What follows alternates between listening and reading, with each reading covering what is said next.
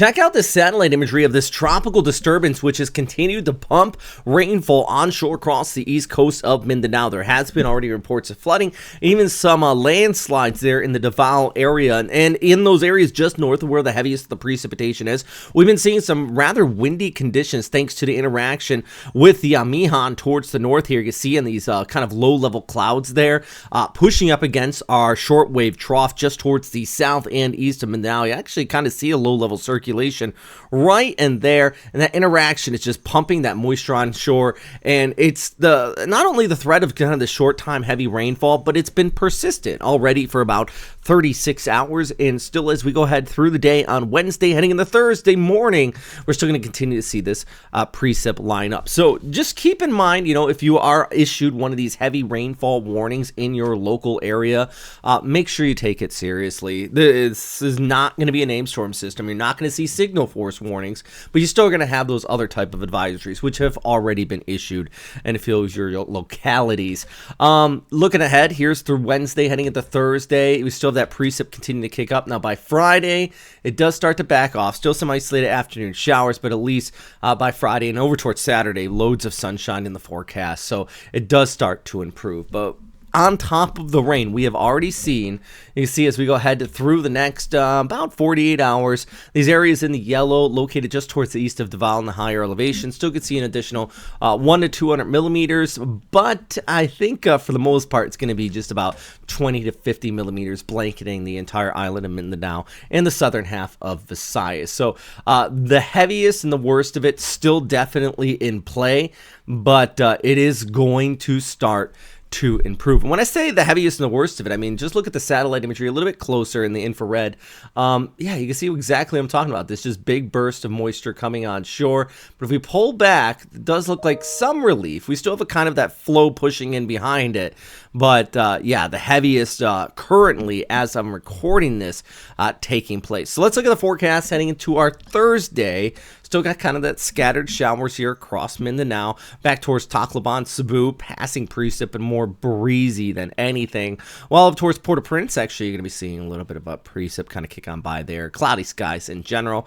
And then you look further towards the north, the northeast monsoon and the latest cool surge. I'm going to even call it a cold surge. Cool surge continuing to dominate. That's for our friends back here across Luzon. You got highs into the 20s and lows into the teens in spots, especially in some of the higher elevations. So another quick look, kind of this moisture flow as we pull back the picture slowly with our broad area of low pressure south of Mindanao.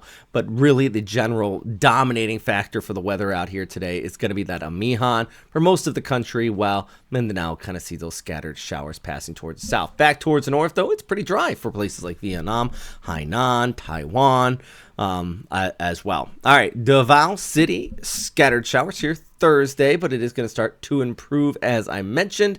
And the same thing goes over towards Siargao. Yeah, you still got that on and off precip, but the worst of it is going to start to end as we go ahead into the weekend. And there's a broader picture of kind of what's set up here with our little low here, our big old high there, and that interaction creating those breezy and kind of cool northerly winds.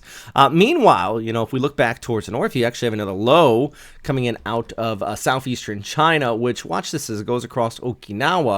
It's going to start to try to trigger another cold surge, but I think our subtropical ridge is pretty dominant for this time of year.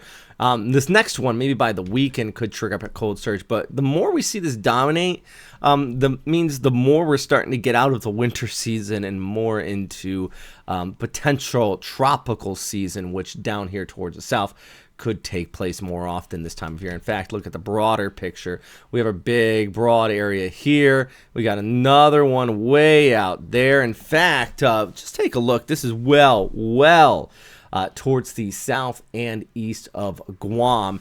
At least at this time, I don't see anything from some of the major agencies talking about this, but it could be our next pulse kind of coming through with the MJO, that is the Madden-Julian oscillation. So we're going to keep an eye on that one way out there, at least at this time, according to the Joint Typhoon Warning Center. They have no suspect areas. Actually, you can see I just pulled that up really quick for you.